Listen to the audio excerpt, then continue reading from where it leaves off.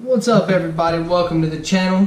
It's your man Taco Gunner here, and today we are going to talk about my Glock 27 40 caliber. And this is it right here. I'll hold it up close so you guys can see it. I went with the flat dark earth option. I liked it. I thought it was really cool. I have painted the letters on it, which I thought looks kind of good. The contrast, on the gun, it just kind of works. And also I have added, don't worry people, the gun is unloaded, by the way. Just a disclaimer before I get any further into this video, I will not be handling a loaded firearm throughout the video. I have an empty magazine in here just so, you can see what it looks like as I carry it. So here you go. It just, the contrast looks really good. It just fits. And also, I've added a grip plug down at the bottom. Just didn't want a bunch of crap getting into my pistol. So, there's that. Anyway, back onto some technical features. It has a 3.5 inch barrel. It holds 10 plus 1 with these mags that I've added. I also have a Glock 23 mag, so it holds, this one holds 13 and 1. Let's see here, hang on. I'll show you guys what it looks like. It's kind of a cool looking mini stick mag look to it right there. Man, that looks so good. It looks cool. It just looks cool, people. Come on now. Half the time we do stuff to our guns, it's just because it looks good. Anyway, I will be sticking the empty magazine back in here. I'm doing that just so y'all know that I'm not out here messing around with a loaded gun, being negligent and acting an idiot. So, let's talk a little bit more about it. When you get the gun, as you can see, there are only 2 finger grooves on the grip. Now, that irritated me to no end. So what did I do? I went out and bought mags I went out and bought extensions for mags. I bought this mag with the extension on it. This mag, it was one of the original ones that just had a flat base plate on it. So I took that out, installed this Pierce grip PG39 on there. In case you guys own 26, 27, or 33, that would be the 9mm, the 40, and the 357 SIG.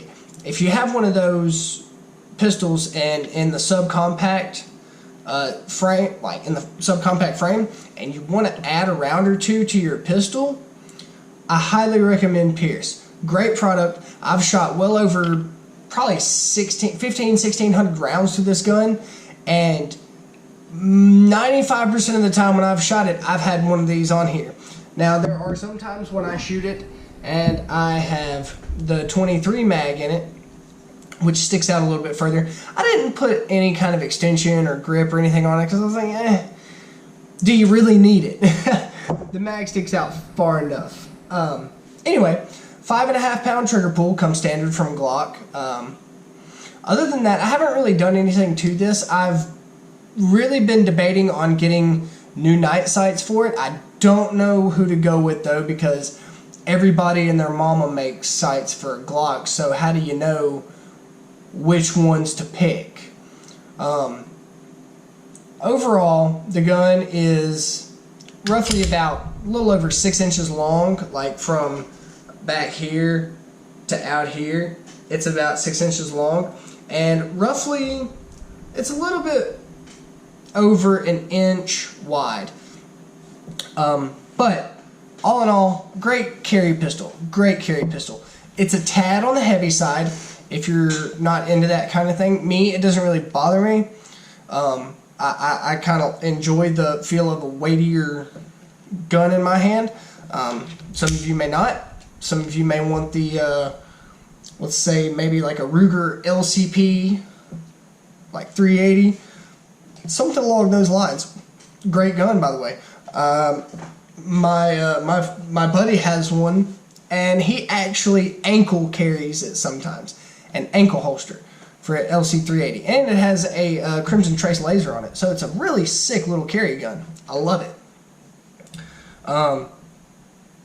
Also, what attracted me to getting the Glock was their reliability. Glocks are known for their reliability, and that is one thing that, you know, nobody ever tries to argue with you about the reliability, bleh, mouthful of marbles.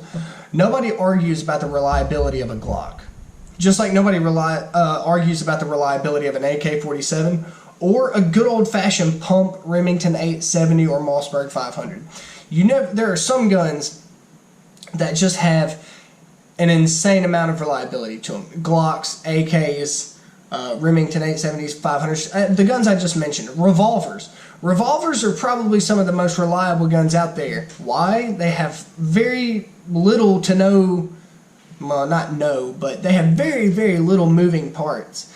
And the less moving parts there are in something, especially a firearm, the more reliable it can be, which is great. Sorry about that. I just got a text from one of my buddies. He's a gun guy too. He actually carries a Glock 29 10mm. So he's got the granddaddy, or well, we'll say the pappy, to the 40. He loves his too. It's a sick gun. He lives up in the Pacific Northwest, somewhere around Seattle, and it's a good bear gun. I'll say that. He says a lot of the guys up there, they have guide guns that are chambered in 10mm, a lot of pistols chambered in 10mm, 1911s, Glocks, Springfields, whatever it is, you know, a 10mm is good to have up there for the bears. Obviously, you don't want to run into a bear with not enough gun. Anyway, but I digress. Back to my pistol. I went with Flat Dark Earth because I just love that color combination of the black slide and the dark brown frame. I love it. I don't know why. I can't explain to you why it is that I bought that. I also went with the Gen 3 because I kind of just like the way the grips are on these as opposed to the dots on a 4th gen. And also I bought this before, I've had this gun for, I bought this before the Gen 5s came out and before the Gen 4s were really prevalent. Gen 4s were really kind of hitting the scene when I bought this. So as you can imagine, I got this at a good deal because the place I got it, they had a bunch of Gen 4s in. And, you know, when something new comes out, nobody really looks at last year's model. They always look at this year's model. And I was like, well, heck, it'll shoot the same on it. Picked it up, looked at it, inspected it. I said, yeah, I'll take that. Guy rung me up. About an hour later, I was out the door, had me a brand new Glock 2740. Bought a box of hollow points from the guy. And that's where I also picked up the Glock mag. This one here, the one that was in the gun with the standard Glock grip extension. My other two, I bought the Pierce mags.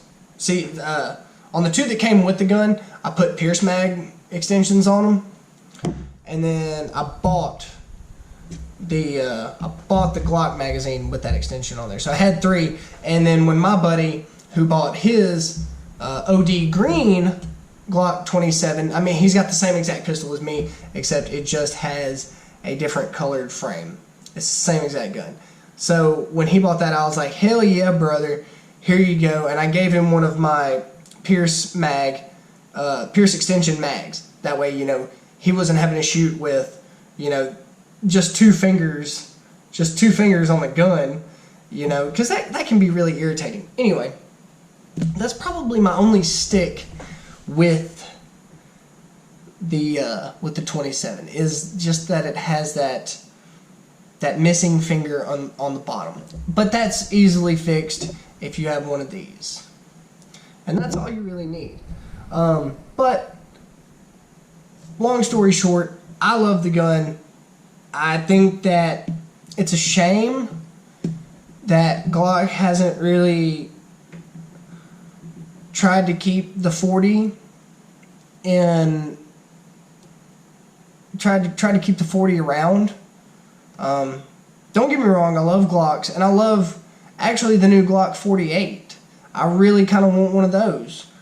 But to be honest, if I buy another Glock, it's going to be a compact or full size. So it'll be like either a 23, that way I can share bullets with this and that, or a 22. You know, I don't want to go with I don't want to have a 40 and a 9mm. You know, that way if SHTF, I can just have one particular ammo I can take with me for my pistols, and it'll fit both of them. Same thing with you know, same thing with buying an AR.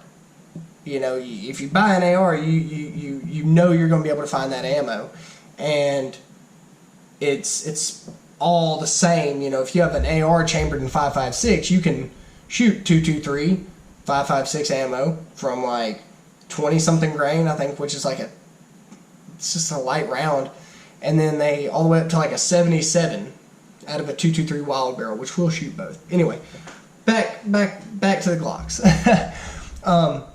Great gun, super reliable.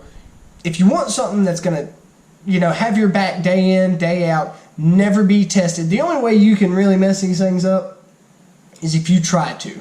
But if you just, you know, regularly maintain it and not beat the crap out of it, don't use it as like a hammer or anything like that, which I never have, and I don't plan on it. Hammers are hammers for a reason. You know, Glocks are tools, but they're not hammers. So don't beat the crap out of your gun. Don't just toss it anywhere. When you shoot it, yeah, give it a good little cleaning. The one thing I like to use is frog lube. I use the hell out of this stuff. Frog lube is so good. It's a great CLP, and if you can find it in a store near you, pick some up. Pick some up. It smells kind of like Bengay, but whatever. Who cares? Well, folks, that'll be about all for this review. I hope you enjoyed. I hope I was able to answer some questions from you. And I hope that, you know, you come back and watch some of my other vids. I'm gonna start posting to this channel regularly with gun info, tutorials, news in guns, and debating them. You can't really talk guns without talking politics these days, and it sucks that it's like that, but it will happen. So with that being said, I'm going to end it off right here. Taco Gunner out.